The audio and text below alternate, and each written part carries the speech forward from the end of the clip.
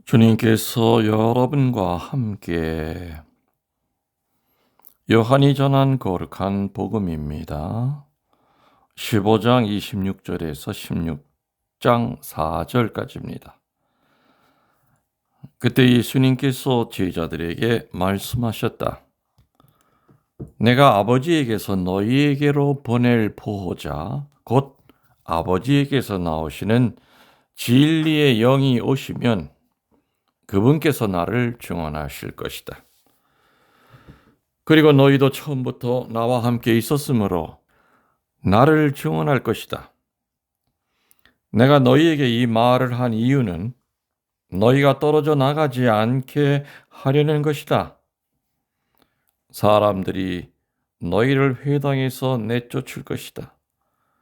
게다가 너희를 죽이는 자마다 하느님께 봉사한다고 생각할 때가 온다. 그들은 아버지도 나도 알지 못하기 때문에 그러한 짓을 할 것이다.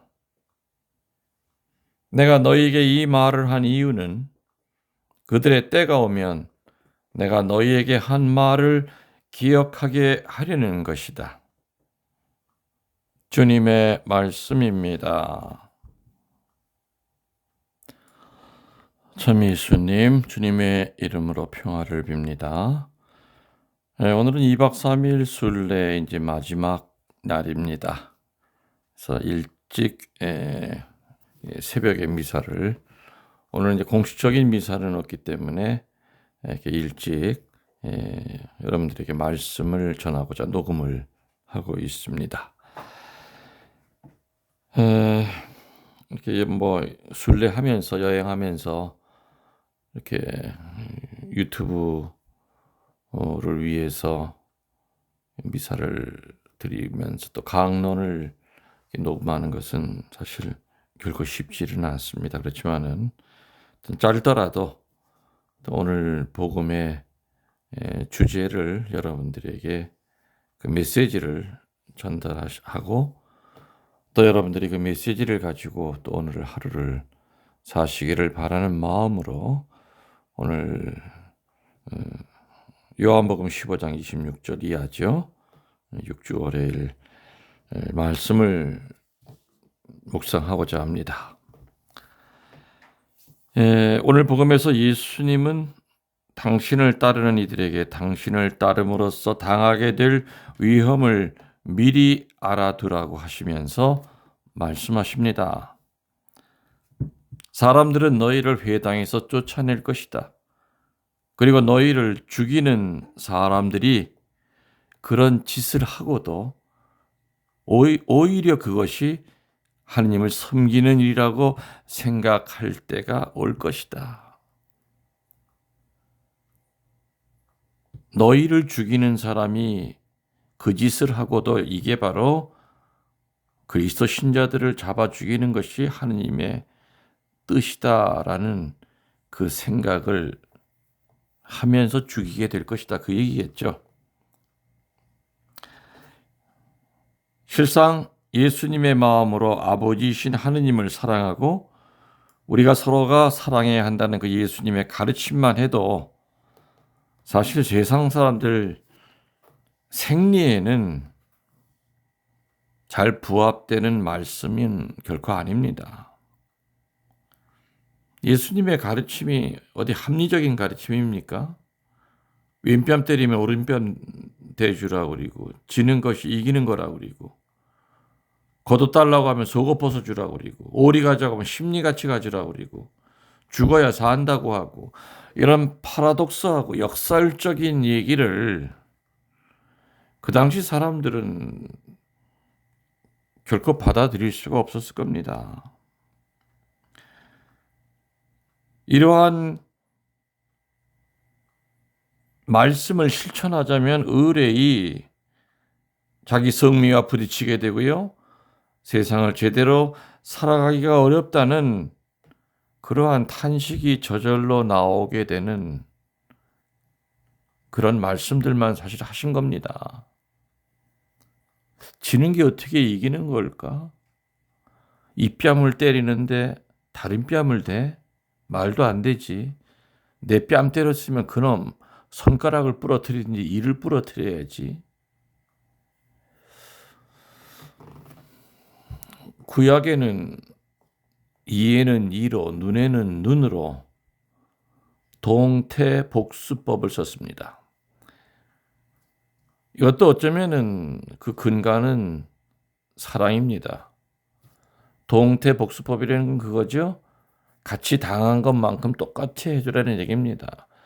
내 뺨 한 대 맞았으면 가서 뺨 한 대만 때리는 거지 2대 때리는 얘기가 아닙니다. 근데 우리들 누가 내 손가락 부러뜨렸으면 가서 똑같은 자리에 있는 손가락 부러뜨리겠습니까?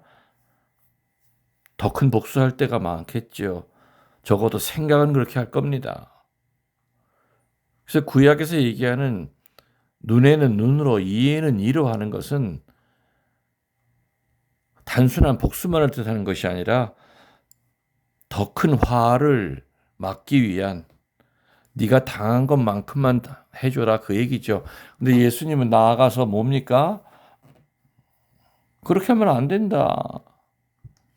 용서해라. 그러니 이것이 어찌 나 자신과 부딪히는 말이 아니요. 또 세상 사람들이 이 말을 듣고 어찌 부딪히지 않을 수 있겠는가 이겁니다. 어렵다. 이거 지키기 정말 어렵다. 이런 탄식이 저절로 나오게 되는 그런 얘기만 예수님은 골라서 하신 겁니다. 바로 이러한 어려움은 오늘 우리들만이 겪는 어려움은 아니었습니다. 사실 예수님 자신도 당신이 한 말 때문에 희생되신 것이고요. 예수님과 제자들로부터 시작해서 2000년의 그 교회 역사에서 볼 때 바로 그 때문에 제 명에 죽지 못하는 순교라는 그 피의 죽음이 수도 없이 일어나게 된 겁니다. 그렇지만 그 순교자들이 그렇게 하느님의 말씀으로 인하여 희생될 당시에 세상 사람들은 그들을 보고 뭐라고 그랬겠습니까?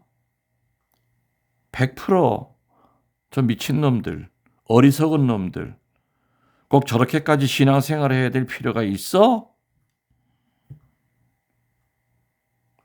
아무도 이해 못했습니다. 또 순교자들을 죽이려고 했던 저희 힘 있는 그 집권자들, 권력자들은 천주교 신자를 죽이는 것이 마땅히 옳은 일을 하는 줄로 여기었죠. 그리고 또 아니면은 죽이긴 싫어도 법이 그래.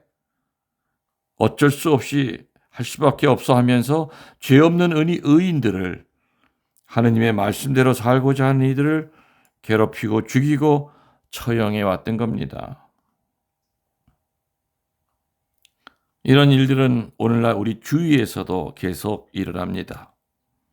한 가정의 식구로부터 받는 조소와 냉대로부터 시작해서 감옥에 투옥당하는 일에 이르기까지 수도 없이 많습니다. 진리를 증언하고 하느님의 말씀을 제대로 따르자면 십자가가 의뢰히 따르게 되는 겁니다.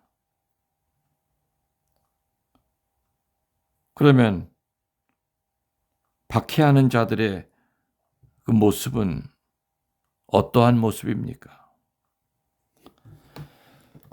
예수님은 그들이 그렇게 박해하는 것은 뭐라고 그러셨죠? 그들이 아버지도 모르고 나도 모르기 때문이다.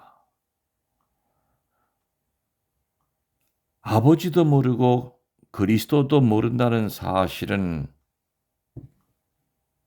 참으로 불행한 일입니다. 그 말은 뭐겠습니까? 죽음을 지나 새로운 삶이 있음을 모른다는 뜻이죠. 그로 인해서 그 인간의 죽음과 함께 그의 삶도 멸망뿐이라는 말이 되는 겁니다. 그래서 예수님은 그 유명한 말을 하셨죠. 육신을 죽이는 자를 두려워하지 말고 육신과 함께 영혼을 판단하실 분을 두려워하라고 하십니다. 그분이 보내신 그리스도의 말씀 때문에 박해를 당할 때 오히려 기뻐하라고 하십니다. 그 이유는 그 어려움을 예수님이 영원한 천상의 영광으로 분명히 갚아 주실 것이기 때문이라는 거지요. 그래서 우리들을 영적으로 우리의 육신을 죽이려고 하는 자들을 두려워하지 말고 또 그들 앞에서 주눅 들지 말고 정말로 두려워해야 할 분은 육신을 죽이는 사람이 아니라 내 영혼을 심판하실 하느님이라고 하는 것을 거듭거듭 새기면서 우리가 죄에 떨어질 때마다 유혹에 빠질 때마다 그 생각을 상기하면서 살아간다면 그 격정적인 유혹도 무차별적으로 치고 들어오는 그 어둠도 우리는 능히 물질 수 있음을 믿습니다. 여러분들 영혼의 영혼을 더하여 사랑합니다. 전능하신 천주 성부와 성자와 성령께서는 이 말씀을 듣는 모든 이들에게 강복하소서. 아멘.